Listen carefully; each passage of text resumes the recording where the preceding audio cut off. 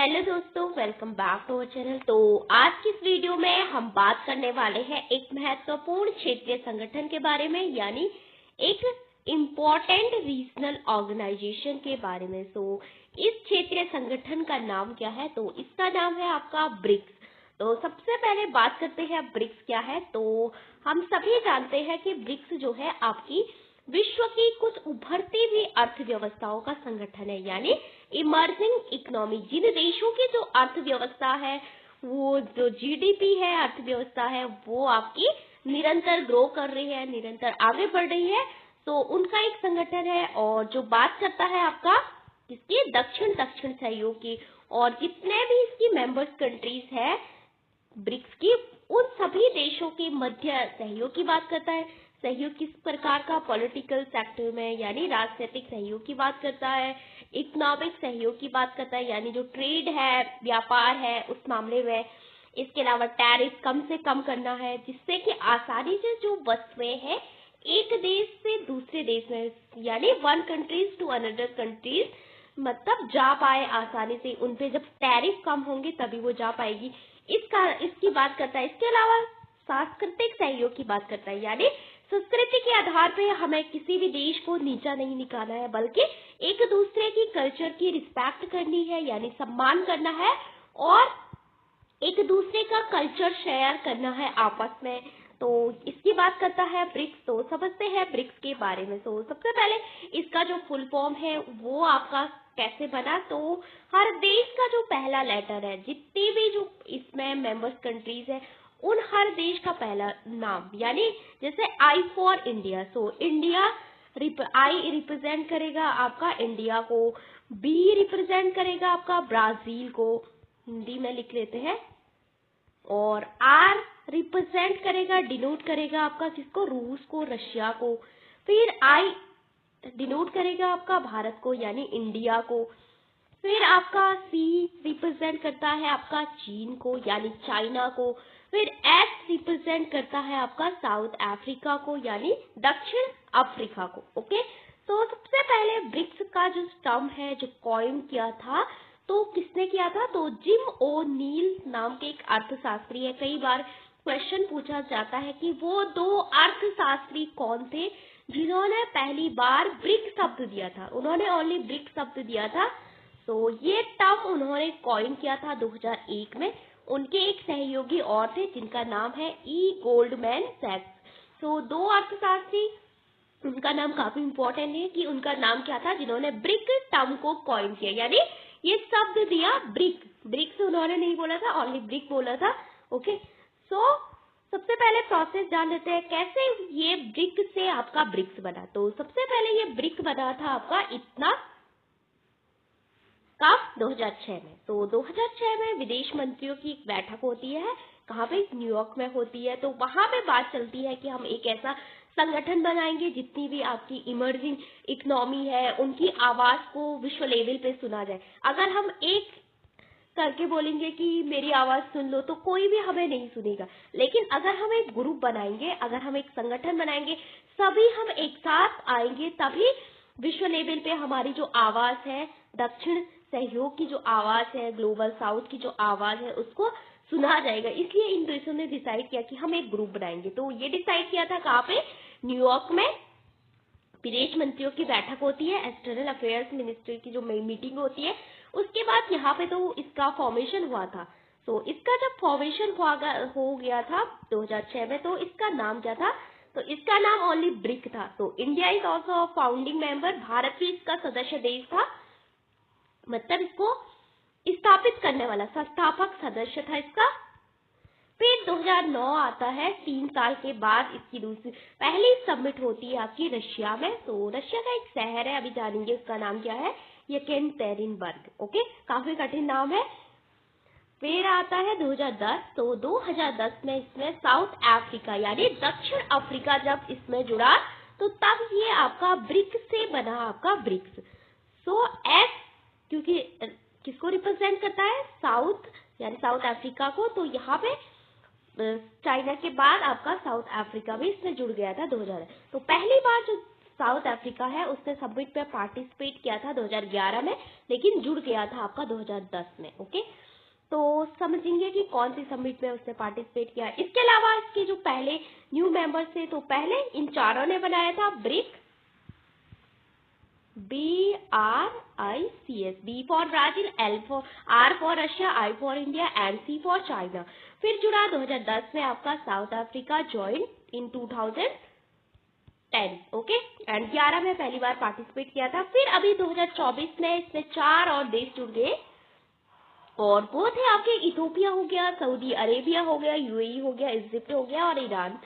तो 5 सदस्य देश इसमें और जुड़े, और अर्जेंटीना भी जुड़ना चाहता था, लेकिन बाद में उसने मना कर दिया था कि अभी हम ज्वाइन नहीं करेंगे। उसके बाद 1 जनवरी 2025 को आपका इसमें एक और कंट्री जुड़ी, जिसका नाम था आपका इथोपिया नहीं, इंडोनेशिया। ओके, तो इसके मुख्य गोल क्या है, इसके मुख्य उद्देश्य क्या है इसका पर्पस, क्यों बनाया गया है ये।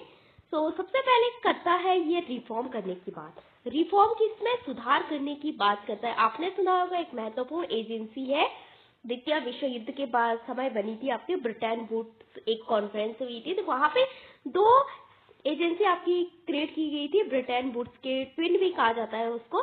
तो एक था आपका IMF यानी इंटरनेशनल मॉनेटरी फंड, यानी अंतर्राष्ट्रीय मुद्रा कोष, उसको हिंदी में कहते हैं आप। दूसरा है WB यानी वर्ल्ड बैंक, विश्व बैंक, और इसके 5 और छोटे छोटे इंस्टीट्यूशन है, उसमें से 4 का मेंबर आपका भारत इंडिया है, एक का सदस्य भारत नहीं है यहाँ पे। तो कई बार पूछा जाता है कि वो एक कौन सा ऑर्गेनाइजेशन है विश्व बैंक का जिसका इंडिया सदस्य नहीं है। तो इसमें सुधार करने की बात करता है, यानी रिफॉर्म करता है ग्लोबल। ये क्या करता है, जब भी किसी देश में भुगतान संतुलन यानी BOP क्राइसिस होता है, यानी भुगतान संतुलन की जो समस्या होती है, बैलेंस ऑफ पेमेंट की जो समस्या होती है, उस समय अन्य देशों को क्या देता है, ऋण देता है। तो आप सभी जानते होंगे 1991 में इंडिया ने बैलेंस ऑफ पेमेंट का जो क्राइसिस है उसको काफी इफेक्ट पड़ा था भारत पे। ओके, तो इस समय हम डायरेक्ट कहाँ गए थे, तो इस समय हम जो ऋण लेने गए थे आपने कहा IMF के पास। तो IMF ने कहा पहले आप अपने कंट्रीज में 2 तरह के रिफॉर्म करो, तभी हम आपको ऋण देंगे। तो तब जाके हमें अपनी न्यू इकोनॉमिक पॉलिसी यानी LPG, liberalisation, privatisation and globalisation, यानी उदारीकरण, निजीकरण और वैश्वीकरण की जो नीति है अपने देश में अपनाई थी। और हमारे देश में उस समय से पहले 1991 से पहले आपने सुना होगा बहुत सारी चीजें जो है पूरी तरह से सरकार के, स्टेट के कंट्रोल पे होती थी, यानी राज्य के कंट्रोल पे, स्टेट के कंट्रोल पे, देश के कंट्रोल पे होती थी। सो पूरा चीज पे गवर्नमेंट का कंट्रोल रहता था, तो कुछ भी चीजें इससे बाहर नहीं थी। हर चीज आपको, अगर एक छोटा सा बिजनेस भी खोलना है, कुछ चीज भी करनी है, तो आपको गवर्नमेंट से पूछ कर करनी पड़ती थी। उसके बाद क्या हुआ, जब हमने अपने देश में नई आर्थिक नीति अपनाई, यानी अपने देश में रिफॉर्म किए जो IMF ने कहा, तो उसके बाद बहुत सारी चीजों को हमने प्राइवेटाइजेशन किया, यानी निजीकरण करने की बात की। तो इस समय हमारे देश में बहुत सारी चीजें जो है निजी हाथों में निजीकरण किया, तो तभी जाके हमने क्या किया, अपने देश में नई आर्थिक नीति अपनाई, अपने देश में बहुत सारे सुधार किए। उसके बाद हमारी इकोनॉमी अच्छे से ग्रो करने लग गई है। एंड यहाँ पे जिस भी देश के साथ आपका बैलेंस ऑफ पेमेंट जो क्राइसिस होता है, वो सारे IMF के पास जाते हैं। लेकिन ब्रिक्स की जो कंट्रीज है वो कहती है हम एक नया बैंक बनाएंगे आपका, जिसका नाम होगा आपका NDB। आपने सुना होगा न्यू डेवलपमेंट बैंक, यानी नया विकास बैंक, इसको हिंदी में कहते हैं, 2014 में बना था। तो ये इसका ऑल्टरनेटिव बनाने की बात करता है। दूसरा आपने सुना होगा CRA और SDR।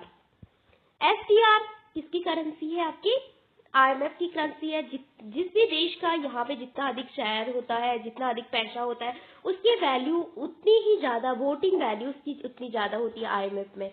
तो ब्रिक्स की जो अल्टरनेट ये भी कहते हैं हम CR जैसे एक रिजर्व फंड बनाएंगे, और जैसे SDR वहां पे एक करेंसी रिजर्व रहती है। तो इस अल्टरनेट की बात करता है, सुधार की बात करता है, उसका एक विकल्प की बात करता है IMF और वर्ल्ड बैंक की।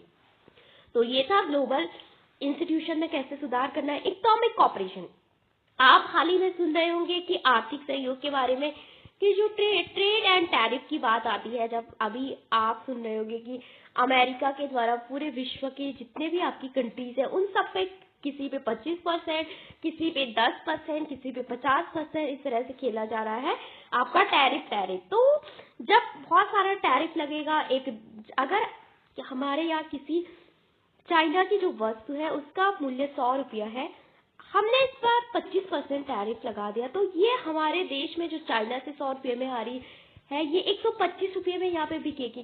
तो यहाँ पे लोग इसको कम खरीदेंगे। तो इस तरह से जब टैरिफ लगता है तो उस देश में उन गुड्स की जो डिमांड होती है काफी कम हो जाती है, लोग खरीदना, क्योंकि इतना पैसा नहीं होता है जिससे खरीद पाए। तो टैरिफ को कम करने की बात करता है कि टैरिफ को हमें कम करना है, आर्थिक सहयोग बढ़ाना है, जितनी भी कस्टम ड्यूटी है उसको कम करना है, फ्री ट्रेड एग्रीमेंट को सपोर्ट करना है, इसकी बात करता है इकोनॉमिक कॉपरेशन के मामले में, यानी आर्थिक सहयोग करना है, एक दूसरे का विकास करने में एक दूसरे को सहयोग करना है। सिंपल सा ही मतलब है।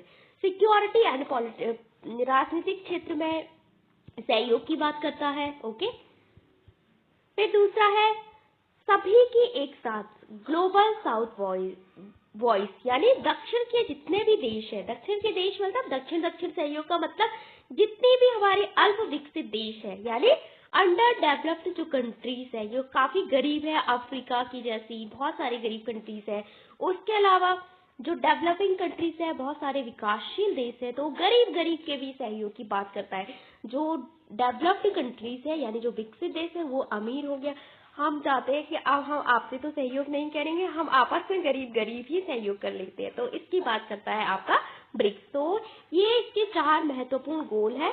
तो प्रश्न पूछा जाता है आपको, अगर यहाँ पे आप इस तरह से प्रश्न पूछा जाता है, एक प्रश्न दिया उसके 4 स्टेटमेंट लिखे कि इसमें से कौन सा ब्रिक्स का उद्देश्य नहीं है, तो आपको वहाँ पे ये चारों रहेंगे, तो आपको यहाँ पे देखना है कि कौन सा नहीं है। ओके, तो एनडीबी की बात करता है, सीआरए की बात करता है, ब्रिक्स पे की बात करता है, एनुअल समिट होने वाली है इसकी। तो इस समय जो 2026 में इसकी जो सबमिट होगी वो होगी, और 18 जो सबमिट होगी वो होगी इंडिया में, और इंडिया के द्वारा हाल ही में इसकी लोगो और वेबसाइट भी लॉन्च किया गया है। इसके अलावा इसकी जो 2025 में इसकी सबमिट हुई थी वो हुई थी आपकी कहाँ पे, ब्राजील के रियो डी जेनेरियो में। आपने कई बार सुना होगा रियो डी जेनेरियो का नाम। तो वहां पे जो थीम थी वो भी ग्लोबल साउथ थी, उस समय 2025 में हुई थी, जुलाई अगस्त में।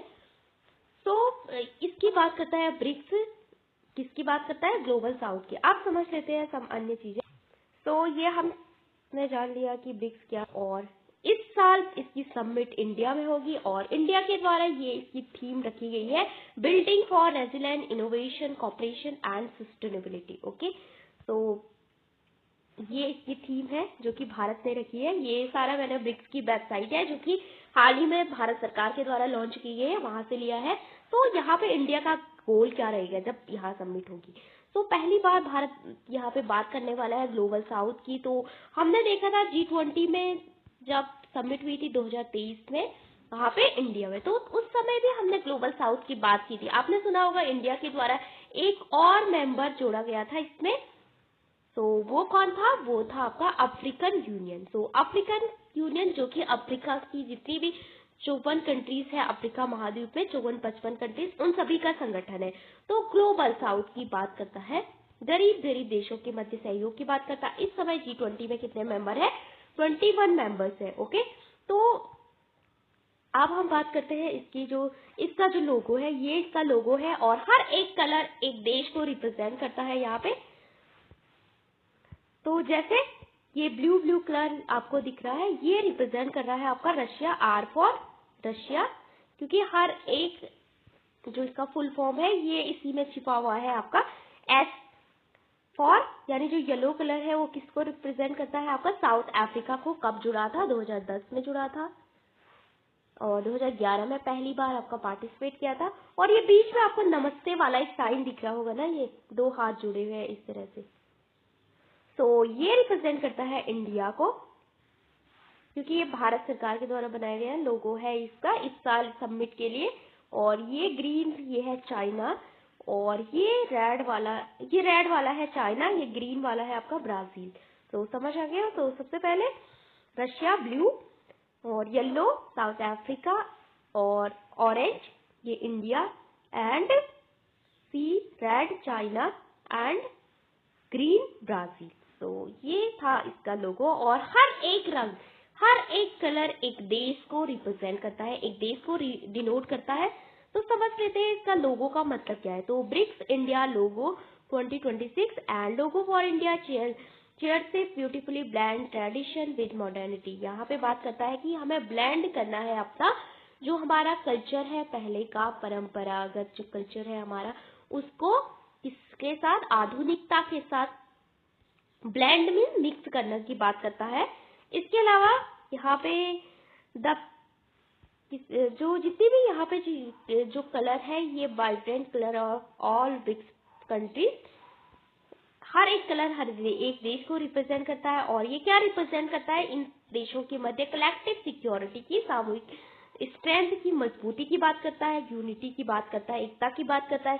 एंड जो बीच पे आपको यहाँ पे ये नमस्ते वाला साइन दिख रहा है ना, तो ये क्या डिनोट करता है, तो ये जो जेस्चर है capture India timeless spirit of warmth, respect and harmonious collaboration, यानी सभी देशों के मध्य यानी रिस्पेक्ट की बात करता है, एक दूसरे की सहयोग की बात करता है। ओके, और इसके 3 पिलर है, 3 पिलर रखे गए हैं। जब इंडिया में इसकी समिट होगी तो इसके 3 कोर पिलर, 3 स्तंभ हम बोल सकते हैं हिंदी में। तो पहला है पॉलिटिकल एंड सिक्योरिटी, यानी राजनीतिक और सुरक्षा की बात करता है। कॉपरेशन सहयोग की भी बात करता है, सुरक्षा का मतलब आतंकवाद से लड़ना, इस तरह से ना। इकोनॉमिक एंड फाइनेंशियल पार्टनरशिप की बात करता है। पीपल टू पीपल एक्शन, यानी लोगों और लोगों के मध्य, P2P आप कई बार सुनते हुए, P2P पीपल टू पीपल के मध्य क्या करता है, शेयर करता है उनके जो आइडियाज है। और ये लोगों और क्या रिप्रेजेंट करता है, क्या मैसेज देता है हम सभी को, इंक्लूसिविटी की यानी समावेशिता की, डायलॉग की, शेयर करता है ग्रोथ की। एंड इसके अलावा कॉपरेशन, इसका जो विजन है वो क्या है इस समय, vision of corporation, sustainable development, सतत विकास। आप सभी जानते होंगे कि 2015 में हमने यूनाइटेड नेशन ने कुछ सस्टेनेबल डेवलपमेंट गोल दिए थे जिसका टारगेट था 2030 तक 17 गोल थे। तो जैसे कि क्वालिटी एजुकेशन, हेल्थ, इन सभी पे बात करता है, क्लाइमेट चेंज, बहुत सारी चीजें ना। तो यहाँ पे इंडिया ने इसकी थीम रखी है और हर चीज का एक मतलब है, जैसे building for resilience, innovation, cooperation. यहाँ पे ये 4 शब्द दिया है, तो हर चीज का अपना मतलब है। जैसे रेजिलेंस, तो रेजिलेंस का यहाँ पे मतलब है कि स्टैंडिंग करता है in economic, social and institution resilient to navigate global uncertainty. आप देख रहे हैं विश्व में जो अनसर्टेनिटीज फैली हुई है, चाहे वो सप्लाई चेन को लेकर हो, चाहे वो हेल्थ से समस्या, जो भी समस्या है उनसे लड़ना, इनके लिए बात करता है। इनोवेशन यानी नवोन्मेष हिंदी में इसको कहते हैं। तो यहाँ पे जो भी आपकी न्यू टेक्नोलॉजी है, AI की बात करता है, इस साल जो समिट होगी यहाँ पे। इसके अलावा बात करता है किसकी, कॉपरेशन, देशों के मध्य सहयोग, मल्टीलैटरल एंगेजमेंट की बात करता है, और इस कोऑर्डिनेशन की बात करता है, डेवलपमेंट और सतत विकास, सस्टेनेबिलिटी की बात कर रहा है। इन सबको देख के आपको पता चल रहा है कौन किसकी बात कर रहा है। तो ये है ब्रिक्स की, जो इंडिया इस साल इस पे फोकस करेगा जब भारत में इसकी समिट होगी आपकी। और ये देखिए हमने ब्रिक्स का लोगो क्या है। अभी तक भारत में कितनी समिट हुई है, तो पहली बार भारत में जो समिट हुई थी 2012 में हुई थी, दूसरी बार 2016 में, तीसरी बार 2021 में और चौथी बार 2026 में। तो चौथी बार इंडिया इसकी अध्यक्षता करने वाला है ब्रिक्स की। तो 4 समिट पूछा जा सकता है कि कब कब भारत में ब्रिक्स की समिट हुई है।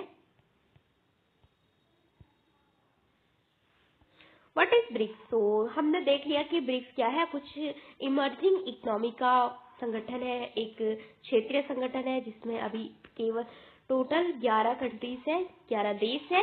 ये सारा मैंने ब्रिक्स की वेबसाइट से लिया है, तो आप यहाँ पे पढ़ सकते हैं कि ये जितनी भी इसकी मेंबर्स कंट्रीज है, चाहे वो ब्रिक्स से ब्रिक प्लस बना हो, ब्रिक्स बना हो, तो कॉपरेशन की बात करता है। जो भी कंटेम्प्रेरी इश्यूज है आपकी, जो समकालीन जो समस्या है उसके बारे में बात करता है। एंड रीजनल सिग्निफिकेंस क्या है, एंड ग्लोबल गवर्नेंस इसकी बात करता है। हिस्ट्री क्या थी, तो सबसे पहले ये थीम है आपकी तो सबसे पहले हमने देख लिया कि 2006 में पहली बार बात की गई थी, और इससे पहले अगर इसका जो टर्म है, शब्द है, किसने दिया? जिम ओ नील और किसने? ई गोल्डमैन सैक्स नाम से 2 अर्थशास्त्री हुए थे, उन्होंने। यहाँ पे पहली समिट हुई थी येकेनटेरिनबर्ग 2009 में, एंड साउथ अफ्रीका ज्वाइन हुआ था न्यूयॉर्क में। उस समय इसकी समिट न्यूयॉर्क में एक मीटिंग हो रही थी, समिटिंग हुई थी न्यूयॉर्क में। सो वहाँ पे एक मीटिंग हो रही थी, वहाँ पे साउथ अफ्रीका ने इसमें जुड़ने की बात की थी। 2010 में जुड़ गया था, लेकिन 2011 में पहली बार इसकी जो थर्ड समिट थी उसमें साउथ अफ्रीका ने पार्टिसिपेट किया था, उसको अटेंड किया था। ओके, फिर इसके जो डायलॉग पार्टनर है, जितने भी इसके पार्टनर है, वो है, ये देख लिया था। 2006 से बात चली, फॉरेन मिनिस्टर की बैठक हुई थी। 2009 में पहली समिट, 2011 में अफ्रीका ने पूरी तरह एक फुल मेंबर के रूप में ज्वाइन किया था। 2014 में 24 में कुछ नए सदस्य जुड़े, और 2025 में आपका इंडोनेशिया जुड़ा। तो ये थोड़ा सा हिस्ट्री है इसकी। ये इसकी जो कंट्रीज है, इन सबका एक मैप दिया हुआ है यहाँ पे।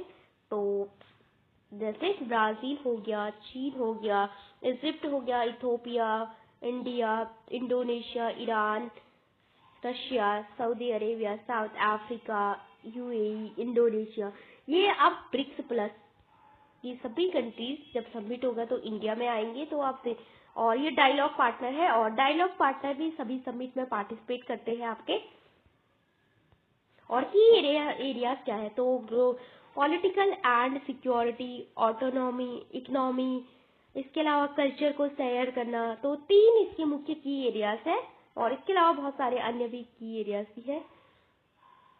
और इसकी जो समिट 2025 में कहाँ पे हुई थी? आपकी ब्राजील में हुई थी। उसका फोटो है ये। वहां पे थीम क्या थी? तो वहां पे जो थीम थी वो थी आपकी ग्लोबल साउथ, यानी दक्षिण के बारे में बात करते कि अल्प विकसित और जो देश है, विकासशील देश, उनके मध्य सहयोग। तो हमने जाना। इसके अलावा एक इम्पोर्टेंट और है, तो दुनिया की कुल कितनी पॉपुलेशन?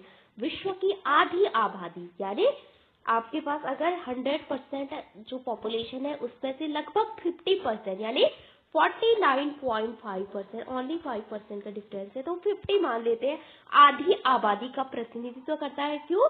क्योंकि विश्व के सबसे बड़े देश जिनकी जनसंख्या सबसे ज्यादा है, भारत और चीन। अब भारत पहले नंबर पे आ गया, आपने सुना होगा हाल ही में। उसके अलावा 40% जीडीपी की बात करता है। इसके अलावा आपने सुना होगा 26% जो व्यापार है इन देशों के मध्य होता है। तो बहुत सारी जो इकोनॉमी है, बहुत सारे जो देश है, ये काफी इमर्जिंग कंट्रीज है यहाँ पे। तो आज की वीडियो में हमने जाना कि ब्रिक्स क्या है। तो एक बार इसका समराइज कर लेते हैं। इंडिया में अभी 4 बार इसकी समिट हो चुकी है, तो इसका समराइज कर लेते हैं। तो सबसे पहले हमने देखा कि ब्रिक्स क्या है, इसकी किस प्रकार का एक संगठन है, क्षेत्रीय संगठन है, एक रीजनल और कॉर्पोरेट ऑर्गेनाइजेशन है, यानी, और फुल फॉर्म हर देश के पहले अक्षर में छिपा है। 2001 में अर्थशास्त्री जिम ओ नील ने बात की थी, इनके साथ एक और थे। 2006 में इसका फॉर्मेशन हुआ था। 2009 में पहली समिट, और कोई भी परमानेंट हेडक्वार्टर इसका नहीं है। और जो जीडीपी है यहाँ पे दी गई है, और किन किस बीच के सहयोग की बात करता है? आर्थिक सहयोग, ग्लोबल जो इंस्टीट्यूशन है इसमें सुधार की बात करता है, और दुनिया की 49.5% आबादी का प्रतिनिधित्व करता है। अलग बैंक बनाने की कोशिश बात करता है कि हमें नहीं जाना है आईएमएफ के पास, हमें नहीं जाना है विश्व बैंक के पास, हमें नहीं जाना है पश्चिम में, हम तो अपने एनडीबी में जाएंगे। तो इसकी बात करता है। और इस मेजर इकोनॉमी है ये, इमर्जिंग इकोनॉमी। ओके। और पहले ओल्ड मेंबर कौन थे जब फाउंडेशन डला था 2006 में? सो 2006 में इसकी स्थापना हुई थी, तो उस समय केवल ब्रिक बना था ये, इतना, BRIC। 2010 में साउथ अफ्रीका ज्वाइन हुआ। किसी भी चीज को बार बार रिवाइज करने से हमें अच्छे से याद हो जाता है, इसलिए मैं बार बार। तो यहाँ ये सारे देश अभी जुड़े थे 2024 में, और एक इंडोनेशिया। तो ये अब ब्रिक्स प्लस बन गया है। ब्रिक ये पूछा जा सकता है। एंड यहाँ पे ये हमने सब देख लिया, ऑब्जेक्टिव क्या है, की इंस्टीट्यूशन क्या है, और ये सब हमने देख लिया था। ये भी हमने देख लिया। So thank you for watching this video. आज हमने देखा कि ब्रिक्स क्या है, इसका लोगो इंडिया ने ज्वाइन किया क्योंकि 18 समिट इंडिया में होने वाली है। इससे पहले समिट 2025 में ब्राजील में हुई थी और वेबसाइट भी लॉन्च किया। आप देख सकते हैं इसकी वेबसाइट पे जाके। सो पूरा कंटेंट जो मैंने लिया था पूरी वेबसाइट से लिया था और आप भी विजिट कर सकते हैं। तो सबसे अच्छा काम होता है, सबसे अच्छी चीज़ ये है कि अगर हमें किसी भी ऑर्गेनाइजेशन के बारे में जानना है अच्छे से, कई बार बहुत सारे रिसोर्सेज होते हैं, लेकिन कौन सा रिसोर्स अच्छा है, किसने पूरी तरह से अच्छी जानकारी दी है, तो इसके लिए हमें उनकी ऑफिशियल वेबसाइट जो कि गवर्नमेंट के द्वारा लॉन्च की गई है, तो वहाँ पे जाना पड़ता है। So thank you for watching this.